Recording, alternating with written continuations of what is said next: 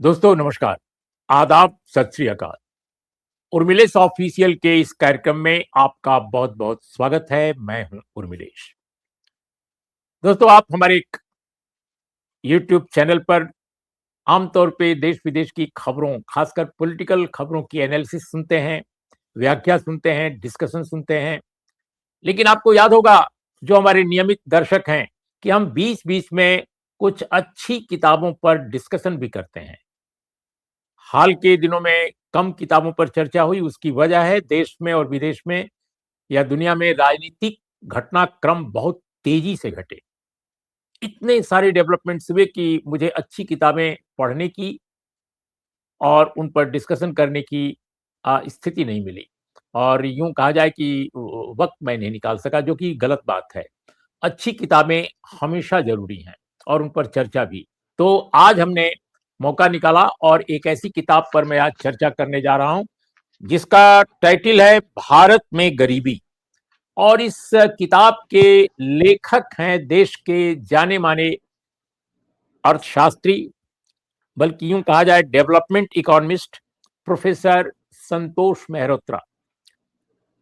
Professor संतोष मेहरोत्रा किसी परिचय के मोहताज नहीं है, फिर भी मैं बता दूँ कि यूनिवर्सिटी ऑफ बाथ यूके में विजिटिंग प्रोफ़ेसर हैं।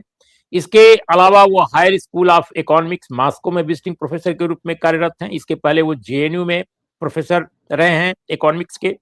New school for social research New York से इकोनॉमिक्स में एमए और कैम्ब्रिज यूनिवर्सिटी से पीएचडी हैं।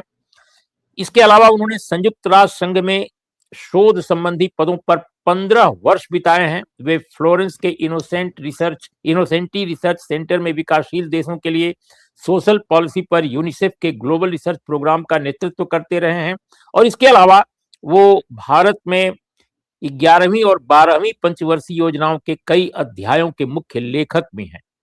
बहुत सारे अन्य पदों पर रहे हैं, अंग्रेजी में लिखते हैं लेकिन हिंदी में भी वो लिखते हैं और बहुत देश के कम ऐसे अर्थशास्त्री हैं जो हिंदी में अपनी किताबों को प्रकाशित और प्रसारित करने के इच्छुक रहते हैं।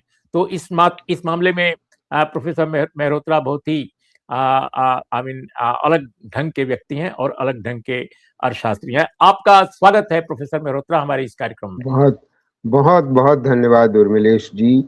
मुझे बहुत खुशी हो रही है कि आपने ये मेरी हिंदी में लिखने की जो प्रवृत्ति है वो उसको भारा, क्योंकि ये मेरी तीसरी किताब है भारत में गरीबी। इससे पहले मैं एक नक्सलवाद पे किताब लिख चुका हूँ और इससे पहले एक रोजगार पे एक किताब है मेरी, हर हाथ को काम, जिसको जिसको पिछले साल राज्यपाल ने पब्लिश किया था जी। तो किताब पर आने से पहले हम एक छोटा सा सवाल इसी पर कर लेते हैं और कुछ बहुत ही संक्षेप में बताइए कि हिंदी में लिखने की या हिंदी में छपने की लालसा या इच्छा आप में कहाँ से क्यों पैदा हुई? क्योंकि आप तो विदेश में दुनिया भर में रहे हैं, तो अंग्रेजी में लिखते हैं सारे विद्वान और ज़ाहिर है कि लिखते हैं तो इसलिए लिखते हैं कि अंग्रेजी में ही ज़्यादा काम भी हो रहा है अर्थशास्त्र में या समाजशास्त्र में या हिस्ट्री में, इसमें कोई दो राय नहीं। तो हिंदी की तरफ कैसे इंस्पायर हुए आप? बड़ी साधारण सी बात है उर्मिलेश जी, मैं हूँ लखनवी और जीवन के पहले 22-23 साल तो मैंने यूपी में बिताए हैं। इलाहाबाद में मेरी पढ़ाई हुई है, लखनऊ में भी मेरी पढ़ाई हुई है, तो मैं इलाहाबाद विश्वविद्यालय का स्नातक हूँ, लखनऊ विश्वविद्यालय का भी स्नातक हूँ। और इसके अलावा मेरे घर में एक संगीत का, भारतीय शास्त्रीय संगीत का बड़ा माहौल रहा है हमेशा से। हमने हम जब विदेश में रहते थे तो हमने ये भी पूरी तरीके से कोशिश करी कि हमारी बिटिया की शास्त्रीय हिंदुस्तानी गायन में बहुत वो परिपक्व है और बहुत ही सुंदर गाती है और वहाँ हमको उनके उनके लिए गुरु भी मिल गए। तो देखिए ये, और सबसे बड़ी बात, कारण ये है, असली कारण ये है कि हमारे देश के समाज शास्त्र के पूरे विषय को अगर आप लें तो भारत में, उत्तर भारत में खास तौर से हिंदी पट्टी के लिए, छात्रों के लिए और आम आदमी के लिए अच्छे अर्थशास्त्री या समाजशास्त्रियों द्वारा लिखी हुई किताबें नहीं हैं, उनका अभाव है। और उस अभाव को मेरी पूरी कोशिश रहेगी जी अपने बचे हुए जीवन में कि इसको पूरा करता रहूं, क्योंकि अब अगली किताब मेरी अंग्रेजी में एक आ गई है, अगले हफ्ते में आ जाएगी, India out of work, rethinking India's growth story, और उसका अनुवाद मैं स्वयं करूंगा। और वो बहुत इसी मुझे उम्मीद है कि इस साल वो भी छप जानी चाहिए। वो मेरी चौथी हिंदी की किताब होगी, क्योंकि मैं बस इस काम में कार्यरत रहता हूँ। अब मैं आपको और क्या कहूँ, और हिंदी के कार्यक्रम जो यूट्यूब पे हैं और हिंदी के टीवी चैनल्स, उन पे मैं निरंतर आता हूँ, सिर्फ अंग्रेजी में नहीं आता हिंदी में भी निरंतर आता रहता हूँ जी।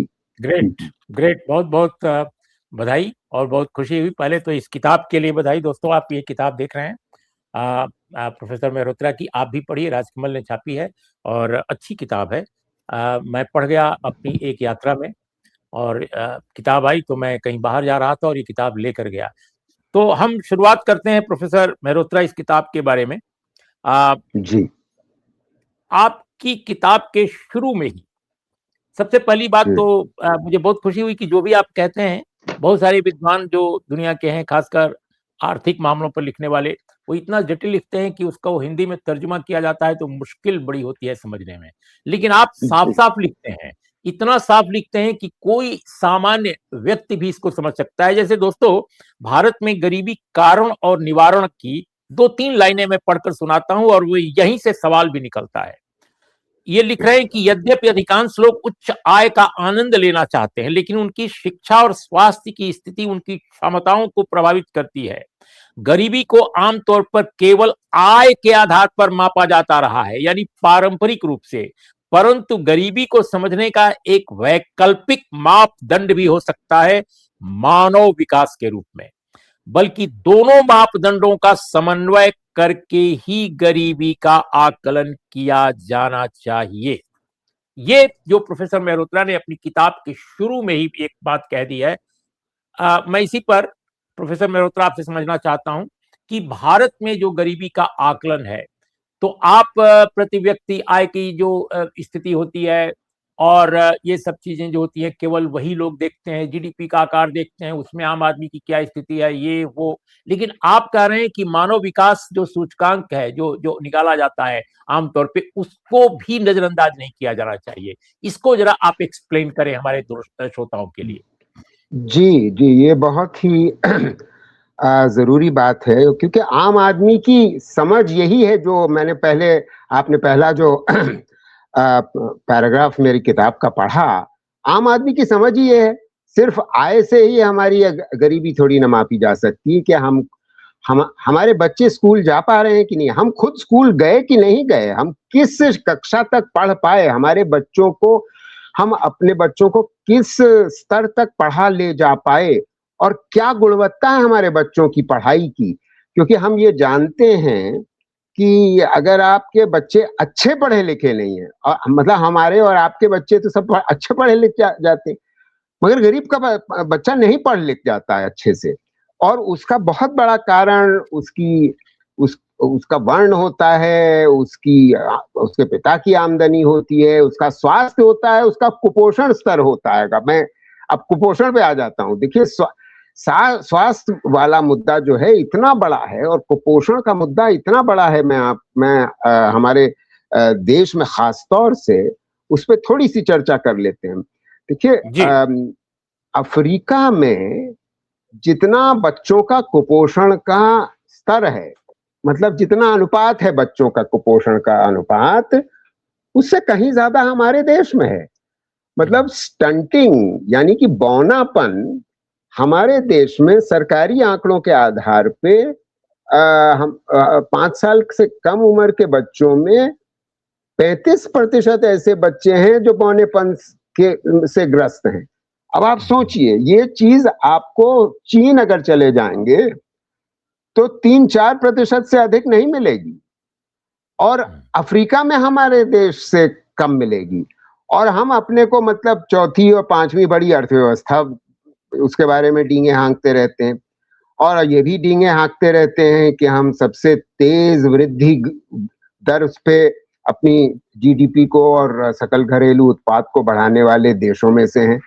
अरे, कुल सकल घरेलू उत्पाद को बढ़ा लेने से पहली चीज तो प्रति व्यक्ति आय नहीं बढ़ जाती, आवश्यक नहीं है। दूसरी बात, उसमें आय में विषमता कितनी होती है।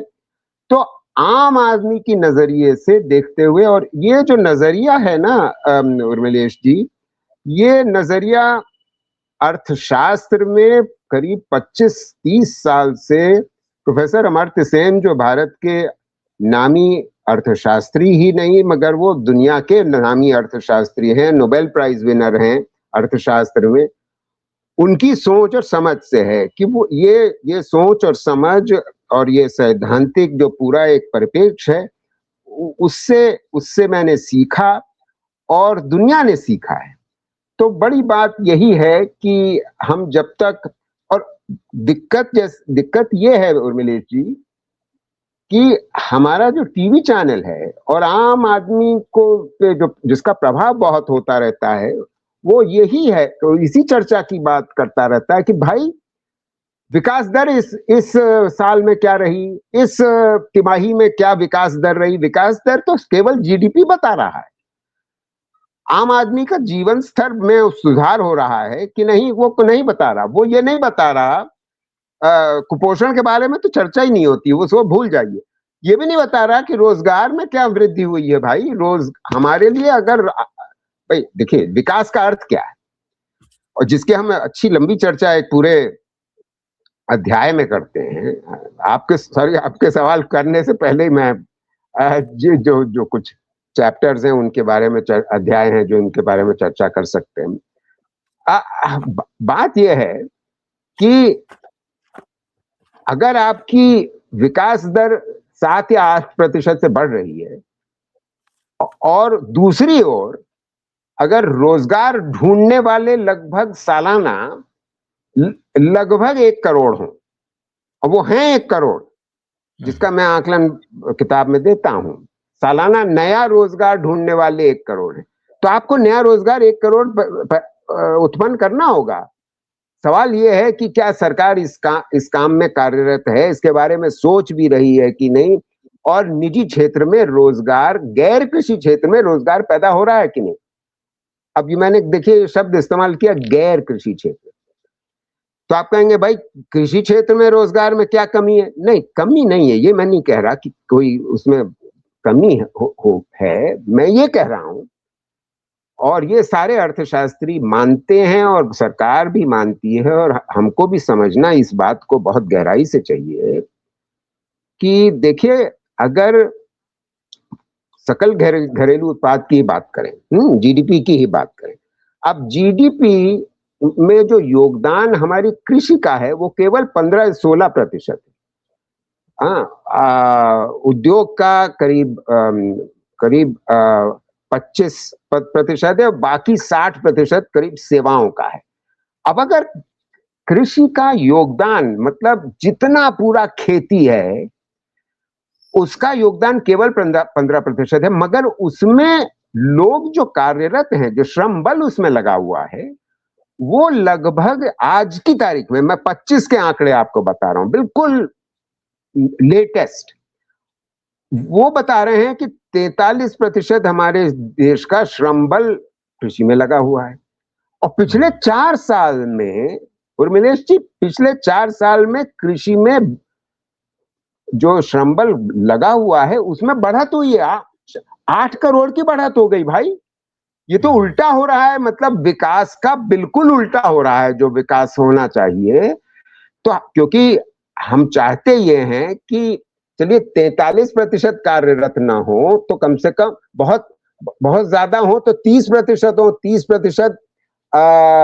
अब वो अगर होगा तो उत्पादकता हर व्यक्ति की जो श्रम बल खेती में लगा हुआ है उसकी बढ़ेगी, उत्पादकता बढ़ेगी तो आमदनी बढ़ेगी। आज की दिक्कत क्या है, क्यों लोग खेती छोड़ना चाहते हैं? इसीलिए खेती छोड़ना चाहते हैं कि आमदनी नहीं है। तो इन चीजों का निवारण करना आवश्यक है। खैर जी, हाँ, ये एक पहलू जो आपकी किताब के मैं चैप्टर्स मैं अपने पाठकों के लिए मैं पढ़ के सुना देता हूं ताकि ये समझें कि इसको किस रूप में डील किया गया है। भारत में गरीबी कारण और निवारण, ये पहला चैप्टर है। दूसरा चैप्टर बहुत महत्वपूर्ण है, सतत आर्थिक विकास कैसे।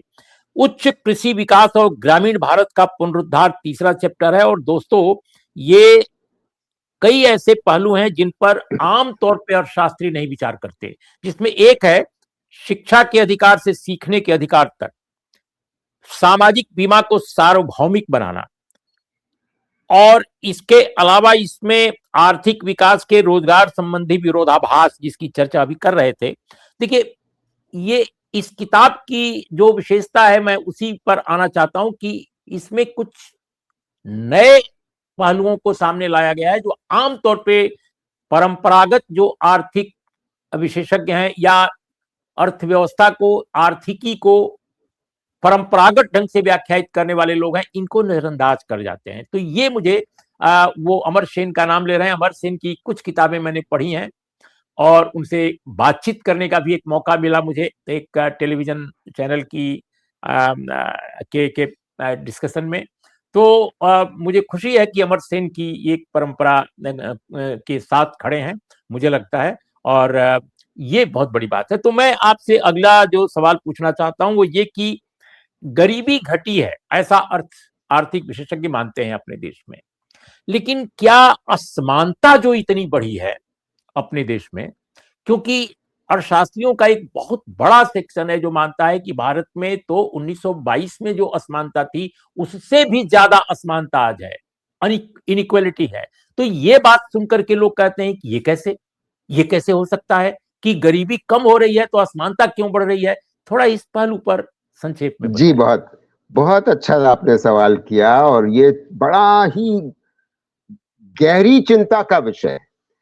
तो पहली चीज तो ये जो अपैरेंट कॉन्ट्रडिक्शन है, यानी कि एक विरोधाभास लगता है कि ये कैसे हो सकता है कि गरीबी घट भी रही है और विषमता बढ़ भी रही है। तो ये संभव इस वजह से है कि अगर प्रति व्यक्ति आय बढ़ रही है और उसके संग सभी लोगों की प्रति व्यक्ति आय बढ़ रही है, सभी लोगों की, सभी वर्गों की आय बढ़ रही है, ये दोनों चीजें संभव हैं और ये हमारे देश में निरंतर होता रहा है और आज भी हो रहा है कि स्तर बढ़ रहा है।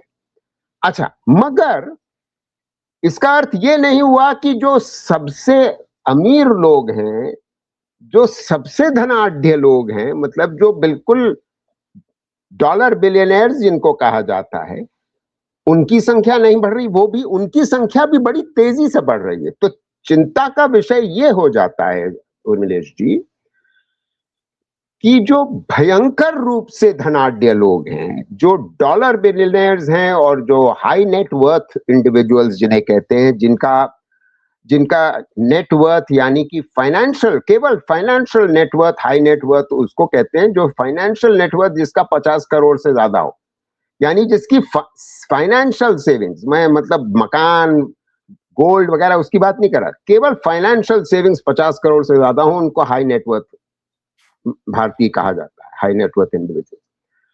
तो ऐसे लोगों की संख्या बड़ी तेजी से बढ़ रही है और जो निचले स्तर के, नीचे के 50% जो लोग हैं, मतलब जो, अगर आप पूरी सारी जनसंख्या को 10वें भागों में बांटे तो जब निचला 50% जो वर्ग है उसकी आय में,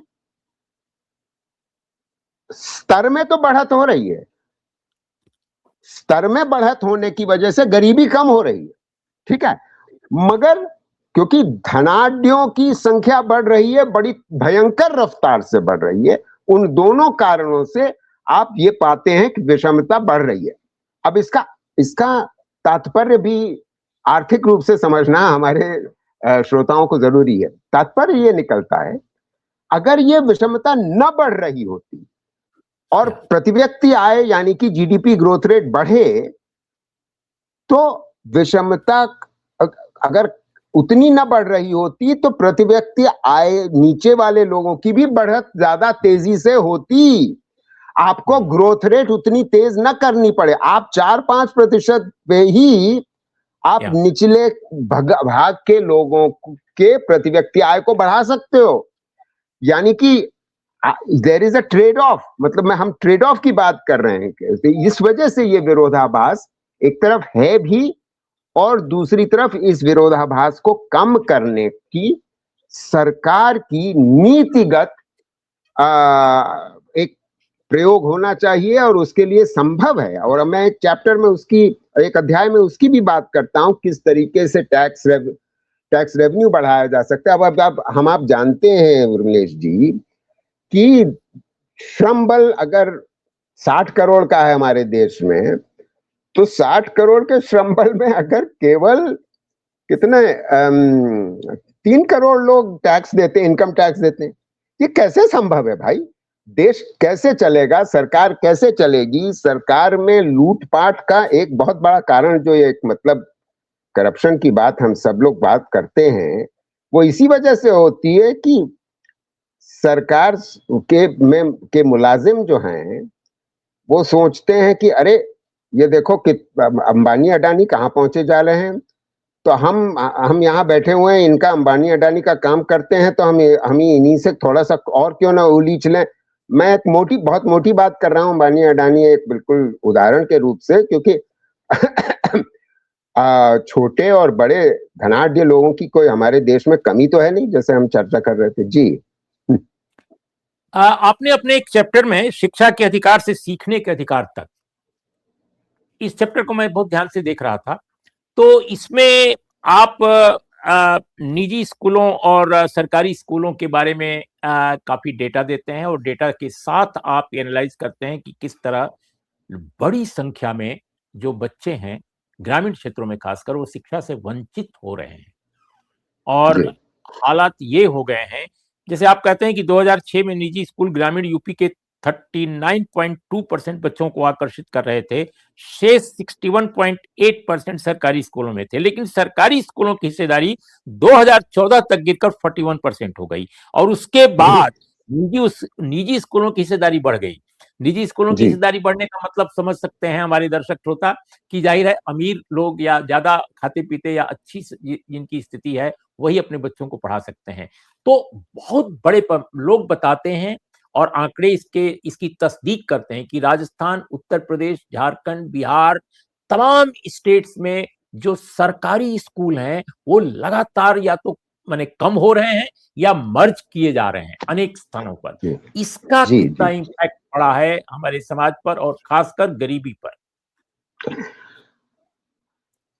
अगर हमारे देश में गरीबी इतनी घर अभी भी किए हुए है, उसका बहुत बड़ा श्रेय, मैं शब्द इस्तेमाल नहीं करना चाहता, मगर उसका बहुत बड़ा कारण ये शिक्षा का स्तर है। अब मैं आपको एक आंकड़ा देता हूं, आपने कई आंकड़े बताए मगर एक आंकड़ा मैं आपको देता हूं। आज की तारीख में अगर आप हमारे श्रम बल को देखें, उसमें आज की तारीख में हमने इतना विकास करा, इतना विकास किया, सारे बच्चों को, सारे बच्चियों को हमने करीब पिछले 10-15 साल में खास तौर से ये हमने उपलब्धि प्राप्त करी कि हमारे बच्चे 15-16 साल की उम्र तक अधिकतर पढ़े लिखे जा रहे हैं, यानी कि 9वीं और 10वीं तक पहुंच रहे हैं।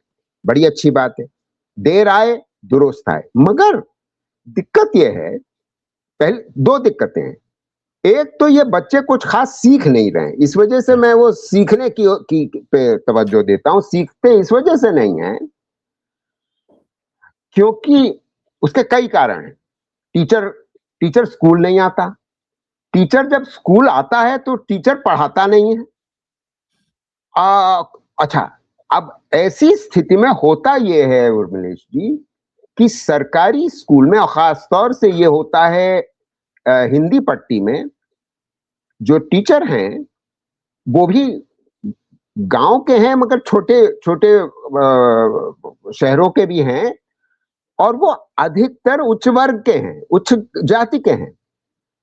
अच्छा, जो ऐसी स्थिति में हो ये रहा है कि अधिकतर बच्चे जो सरकारी स्कूलों में आज रह गए हैं, वो या फिर निचले पिछड़े वाले वर्ग के हैं या फिर दलित हैं या आदिवासी हैं। अब वो जो वर्ग में जो अंतर हो जाता है टीचर और बच्चे का, उसका भी एक असर होता है कि बड़ी जिस नजर से टीचर देखता है अपने बच्चों की ओर। पहली बात, नजरिए की बात सिर्फ बात नहीं है, वो इसको मतलब इसको बहाना बना करके वो नजरअंदाज भी करता है कि अरे इनको पढ़ लिख के क्या करना है? मगर ऐसी स्थिति में, क्योंकि माँ बाप बड़े जागरूक हो गए हैं, दलितों आदिवासियों सबके माँ बाप जागरूक हो गए हैं, तो वो कहते हैं कि हम अपना पेट काट करके भी निजी स्कूल में भेजेंगे अपने बच्चे को, सरकारी में नहीं भेजेंगे। तो ये बात नहीं है कि केवल अमीर लोग ही अपने बच्चों को, जाहिर है अमीर लोग तो भेज ही रहे हैं, मगर गरीब, गांव का गरीब और यूपी बिहार का गरीब भी अंग्रेजी स्कूल, मतलब चाहे वो पुंजिया किस्म का निजी स्कूल होगा, मगर वो अंग्रेजी स्कूल या मतलब निजी स्कूल में भेज रहा है। उसका कारण एक बहुत बड़ा ये हो जाता है नीलेश जी कि निजी स्कूल में टीचरवा आता है और सरकारी स्कूल में टीचरवा आता ही नहीं है। अब अब समझिए कि मतलब ये स्थिति अगर रहेगी तो निजी क्षेत्र के स्कूलों के एनरोलमेंट में बढ़ोतरी होगी। अच्छा, फिर आपने सवाल किया कि ये मर्ज हो रहे हैं स्कूलों की संख्या में कमी आ रही, वो जो कारण है ना, वो उसका कारण एक बड़ा वाजिब कारण है, मैं समझाता हूं। बात यह है कि हर प्रदेश में, चाहे वो आज यूपी बिहार झारखंड ही क्यों ना हो, उन प्रदेशों में भी ग्रामीण इलाकों में जनसंख्या वृद्धि दर कम हो रही है, हर परिवार के बच्चे कम हो रहे हैं। अब यूपी में अगर 10 साल पहले हर परिवार में 4 बच्चे होते थे, तो आज यूपी में करीब लगभग 2.5 बच्चे होते हैं। बिहार में अभी भी 3 होते हैं, मगर यूपी बिहार ये 2 प्रदेश हैं, झारखंड भी मिला लीजिए 3 बड़े प्रदेश हैं जहां पर हमारी जो महिलाओं की फर्टिलिटी रेट है वो 2 से अधिक है और 2 स्टेबलाइजेशन रेट मानी जाती है। तो इस वजह से इसमें कोई दो राय नहीं है कि जो स्थिति पूरे हमारे दक्षिण के राज्यों में रही है और कई दशकों से रही है कि स्कूल बंद हो रहे थे, और केरल में तो प्राइमरी स्कूलों की कमी का मर्जर बहुत हुआ ही, हमारे प्रदेश में भी ये होना जरूरी हो गया है। अब इसका निवारण क्या है? आप अच्छा सवाल करेंगे कि इस स्थिति का निवारण क्या है। इस स्थिति का निवारण ये है कि आवश्यक हो जाता है कि अगर मर्जर हो रहा है तो अगर जो बच्चे पैदा हो रहे हैं उनको 1 किलोमीटर की दूरी पे स्कूल नहीं मिल रहा है, तो 2-3 किलोमीटर की स्कूली दूरी पे स्कूल तो होगा, वो मर्जर के बाद स्कूल होगा। अच्छा, अगर वो होता है तो आपको धीमे धीमे सरकार को खर्च बढ़ाना होगा और आप परिवारों को कुछ पैसा दें सिर्फ इसलिए कि वो टेम्पो करके स्कूल जा सके, मिल करके या ऑटो करके सब मिल करके स्कूल जा सकें। क्योंकि आप शहर में देखते हैं ये प्रक्रिया ये होना। अब सरकार देगी कुछ पैसा तो सरकारी स्कूल बंद नहीं होंगे उस प्रकार से। माफ करिए, और ये करना अब लाजमी हो गया है उसी वजह से जो आपने कारण बताया। जी जी, एक जवाब में आपने पहले वर्ण का जिक्र किया, जाति का जिक्र किया, तो क्या बहुत तेजी से भारत में जो एक प्रोसेस पहले आज से 2 दशक पहले या 3 दशक पहले था कि भाई वंचित समाजों के बच्चों को भी अच्छी शिक्षा मिले। बहुत सारी उत्तर प्रदेश में मायावती जी, चाहे उनकी जितनी आलोचना की जाए और सारे मुद्दों पर, लेकिन उन्होंने दलित या वंचित समाज की लड़कियों के लिए आई मीन हॉस्टल्स वगैरह बनवाए। कई जगहों पर और भी प्रदेशों ने ऐसा काम किया, खासकर साउथ के। तो मैं ये समझना चाहता हूं आपसे कि जो आपने अपनी किताब के कुछ अध्यायों में इसकी चर्चा की और अभी आप कर रहे हैं कि भारत में जो वंचित वर्ग है और ओबीसी कम्युनिटी का भी जो पिछड़ा हिस्सा है उसमें भी, क्या वाकई वो गरीबी का शिकार बहुत तेजी से हो रहा है, या उसकी जो हैसियत लगा कि एक समय की ये विकसित हो रहा है लेकिन उसमें काफी बड़ा हिस्सा पीछे जा रहा है? तो गरीबी का वर्ण व्यवस्था से जो रिश्ता है उस पर क्या आप कहेंगे? मैं जी जी उसकी चर्चा मैं करता हूं किताब में। बात यह है, पहली चीज तो हमारे श्रोताओं को यह समझना जरूरी है, जिसके बारे में मैंने थोड़ी सी चर्चा अभी करी, कि हमारे देश के सारे बच्चे, चाहे वो वंचित वर्ग के हों चाहे ना हो, चाहे वो बच्चियां हों और चाहे गांव में रह रही हूं या शहर में रह रही, सारे बच्चे स्कूल जा रहे हैं। ऐसा कोई बच्चा बचा नहीं है लगभग जो 8वीं कक्षा पूरी नहीं करता। सारे बच्चे 8वीं कक्षा तक पूरा करते हैं। ये परिवर्तन बड़ा जबरदस्त हुआ है पिछले 15-20 सालों में। उसका एक बहुत बड़ा कारण है कि शुरू में गरम खाना दिया गया केवल 11 से कम साल के बच्चों को, फिर वो गरम खाना दिया जाने लगा 12, 13, 14 साल के बच्चों को भी, जिससे एनरोलमेंट तेजी से बढ़ा। बच्चियां खूब जबरदस्त तौर से जाने लगे। उसका असर यह हुआ कि आपको याद होगा, करीब 15 साल पहले नीतीश कुमार बिहार में, जहां बिहार का इसलिए मैं चर्चा कर रहा हूं क्योंकि बिहार खासतौर से बहुत पिछड़ा था, यूपी भी बहुत पिछड़ा था इस मामले में, बच्चियों के स्कूली शिक्षा में। तो उन्होंने जब बच्चियां पढ़ने लिखने लग गईं, 8वीं तक जाने लग गईं, तो उन्होंने जो बच्चियां 9वीं में जाएंगी उनके लिए साइकिल का इंतजाम, साइकिल के लिए 2000 रुपए या साइकिल ही देना शुरू कर दिया।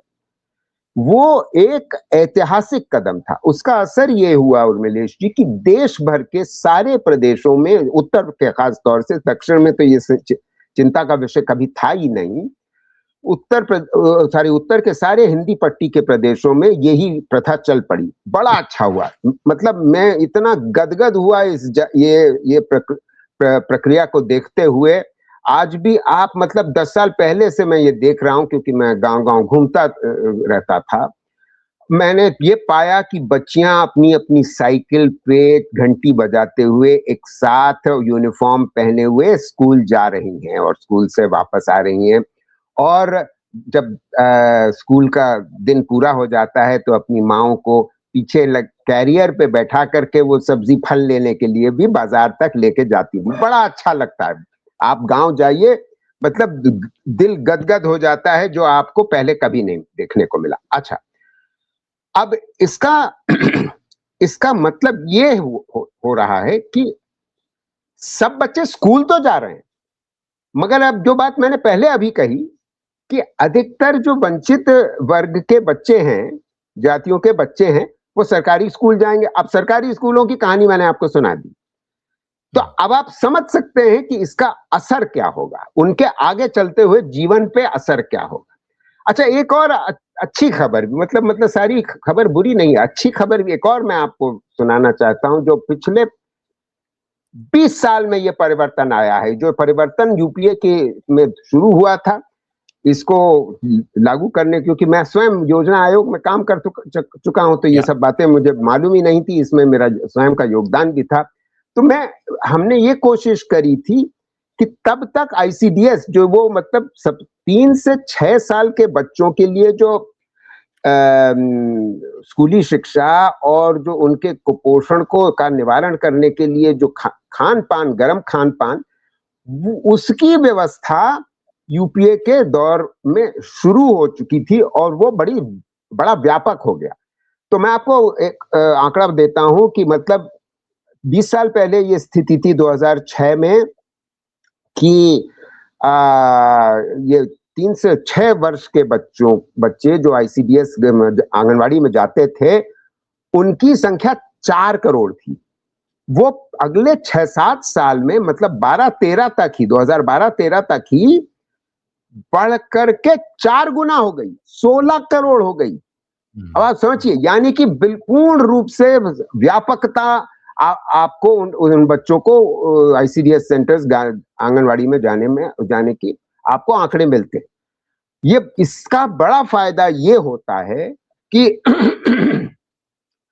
कि जो बच्चा शुरू में कुपोषण का शिकार रहा भी है, तो धीमे धीमे देखिए कुपोषण कम हुआ है, उस रफ्तार से नहीं कम हुआ है जो कम होना चाहिए, मगर जो 3 से 6 वर्ष के बच्चों को अगर गर्म खाना मिल रहा है, वो तैयार भी हो रहा है, स्कूल जाने के लिए तैयार हो रहा है, तो अगर कुपोषण उसका कम हो जाता है तो उसका मानसिक विकास जो है वो बढ़ने लगता है। जब वो मानसिक विकास बढ़ता है तो वो बच्चा पहली कक्षा दूसरी कक्षा में थोड़ा ज्यादा समझता है, ना बनिस्पत ऐसा बच्चा जो कुपोषित हो, क्योंकि उस वो बच्चा जो कुपोषित बच्चा है उसका मानसिक विकास भी 6 वर्ष की उम्र तक नहीं हो पाता। ये जो परिवर्तन हुए हैं ये अच्छे परिवर्तन है, मगर दिल्ली अभी भी दूरस्थ। हम बहुत आ गए हैं आगे, मगर अभी जो काम हमें करना बाकी है उस पे अभी बहुत कुछ करना है। और इसमें आखिरी बात मैं कह करके बात इस विषय पे खत्म करता हूं कि देखिए, सरकार ने न्यू एजुकेशन पॉलिसी जरूर लागू कर दी है 2020 से, मगर जो खर्च बढ़ाना है, सरकार जब तक स्वास्थ्य और शिक्षा पे खर्च नहीं बढ़ाई तो हमारे देश में गरीबी का निवारण नहीं हो सकता। और ये सरकार पिछले 10 साल से इसमें कोई दो राय नहीं है। और आप बड़ी खुशी से ये लोग 56 इंच की छाती ठोक ठोक के हमको बताते रहते हैं कि हम अब 20-22 राज्य में राज कर रहे हैं। तो भाई, राज्य को खर्च जो करना होता है, मैं राज्य सरकार की बात कर रहा हूं, जो कुपोषण पे खर्च करना है, जो शिक्षा पे खर्च करना है, जो स्वास्थ्य पे खर्च करना है, उसमें आपको बढ़त कोई खास नहीं दिखेगी 10-12 साल में भाजपा की सरकार में। ये बहुत दुख का विषय है, बहुत ही चिंताजनक विषय है। और मैं एक चीज और कह दूं, चिंताजनक क्यों है? क्योंकि हमने अभी तक देखिए ये जनसांख्यिकी लाभांश की बात नहीं करी, डेमोग्राफिक डिविडेंड की बात नहीं करी। हम ये इसकी चर्चा हमारे देश में बड़ी होती है कि अरे हम बड़े हमें जवान देश हैं, जवान देश। अरे भाई, तुम जवान देश अभी तक तो थे, अब बड़ी तेजी से आप वृद्धावस्था की ओर अग्रसर हैं। इसका अर्थ ये है कि लाभांश का ये जनसांख्यिकी लाभांश तभी तक आपके पास है जब तक वर्किंग एज में जो पॉपुलेशन है उसकी संख्या बढ़ रही है। वो संख्या अब बढ़नी खत्म होने के कगार पे है और हम एक वृद्ध बुढ़ापे की ओर जा रहे हैं, वृद्धावस्था की ओर जा रहे हैं। मतलब एजिंग पॉपुलेशन का जो अनुपात है वो बड़ी तेजी से बढ़ रहा है। तो उसकी वजह से हमें स्वास्थ्य पे, वृद्ध लोगों के स्वास्थ्य पे खर्च करना पड़ेगा, उनके सामाजिक सुरक्षा पे खर्च करना पड़ेगा। आज की तारीख में तो आप जो श्रमबल है 90% के पास सामाजिक सुरक्षा नहीं है। ये एक बहुत ही गंभीर विषय है जिसके बारे में मैं एक पूरे अध्याय में चर्चा करता हूं। जी जी बिल्कुल। प्रोफेसर मेहरोत्रा, बिल्कुल आखिरी सवाल, हम 40 मिनट क्रॉस कर लेंगे थोड़ी देर में। तो मैं बिल्कुल आखिरी सवाल मैं आपसे ये पूछना चाहता हूं कि मौजूदा दौर में जो मौजूदा सरकार है वो कहती है कि हम तो विकास की चौहद्दी लांघ रहे हैं बड़ी बड़ी योजनाओं के साथ। फिर लाभार्थी योजनाएं बहुत सारी हैं। चुनाव के ऐन पहले लोगों को 10,000 कहीं दे दिया जाता है, कहीं नई योजना घोषित की जाती है कि प्रति महिला 3,000 मिलेगा, वगैरह वगैरह। इन तमाम योजनाओं के बीच में आपको क्या लगता है कि बीते ये 11-12 सालों में क्या भारत की गरीबी कम हुई है? क्या समृद्धि बढ़ी है? क्या लोगों की खुशहाली बढ़ी है? क्या वाकई देश तरक्की के रास्ते पर गया है? क्या असलियत क्या है आपके हिसाब से? जी, संक्षेप में इसमें कोई दो राय नहीं है कि गरीबी कम हुई है।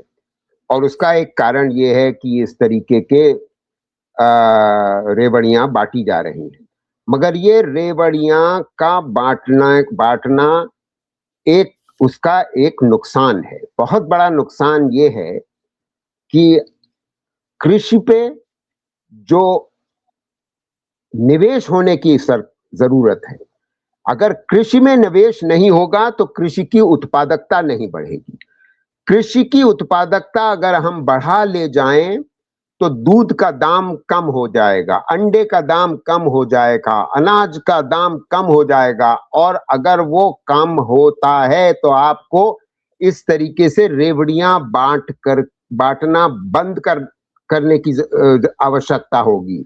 आपको रेवड़ी बांटनी नहीं पड़ेगी, और आप कृषि पे अगर विकास करेंगे तो लोगों की जैसे जैसे आमदनी बढ़ेगी तो डिमांड बढ़ेगी, यानी कि खपत बढ़ेगी। जब खपत बढ़ेगी तो निवेश बढ़ेगा उद्योग में, उद्योग में निवेश बढ़ने से रोजगार बढ़ेगा, रोजगार बढ़ेगा तो और सरकारी निवेश बढ़ेगा तो देखिए इंफ्रास्ट्रक्चर पे निवेश बढ़ेगा, तो आप पाएंगे कि रोजगार बढ़ने से जो आमदनी बढ़ेगी, आपको इस तरीके से रेवड़ियां बांटने की जरूरत ही नहीं पड़ेगी।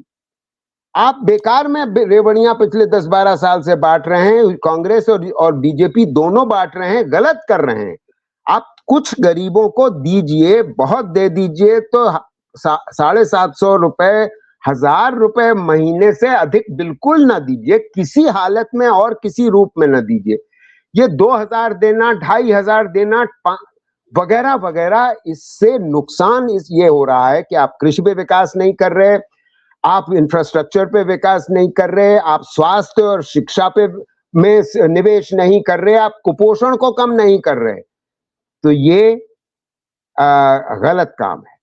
तो इसका मतलब ये आप कहना चाहते हैं कि रोजगार सृजन की गति अगर तेज नहीं हो रही है तो उसकी वजह सरकार की इस तरह की नीतियां हैं। बिल्कुल 100%, 100%, और कोई बड़ा कारण नहीं है। आप याद करें, आखिरी बात याद करें, 12 साल पहले जब यूपीए की सरकार थी तो रोजगार सृजन हो रहा था 75 लाख गैर कृषि क्षेत्र में सालाना। इस वजह से बेरोजगारी नहीं बढ़ रही थी। पिछले 10 साल से क्या हुआ है, बेरोजगारी बढ़ी है और रोजगार के सृजन की जो रफ्तार है वो 75 लाख से घट करके करीब 55-60 लाख हो गई है भाई, गैर कृषि क्षेत्र में। और उल्टा मैं आपको बता रहा था पहले कि कृषि क्षेत्र में लोग जाकर के पिस रहे हैं जो वो नहीं करना चाहते हैं मजबूरन, तो उल्टा हो रहा है जो होना चाहिए। बहुत बहुत धन्यवाद। मैं समझता हूं कि आपने बहुत सारे आयामों को, बहुत सारे पहलुओं को उठाया है और उस पर अपनी बात रखी है बहुत कन्विंसिंग ढंग से, पूरे तथ्यों और फैक्ट्स के साथ। तो दोस्तों, आपसे भी मैं कहूंगा कि आप इस किताब को जरूर पढ़िए, प्रोफेसर मेहरोत्रा की, और आगे जो किताबें आने वाली हैं उनकी भी चर्चा उन्होंने की, उनको भी पढ़ें और सचमुच हमें जानकारी मिलेगी, हमारे पास तथ्य होंगे।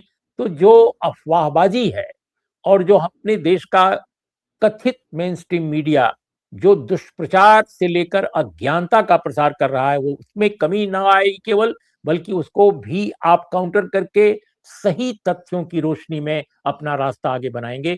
तो दोस्तों, इन्हीं शब्दों के साथ आपको फिर बहुत बहुत धन्यवाद प्रोफेसर मेहरोत्रा, और अपने दर्शकों श्रोताओं का भी कि उन्होंने इस कार्यक्रम को इतनी देर तक देखा।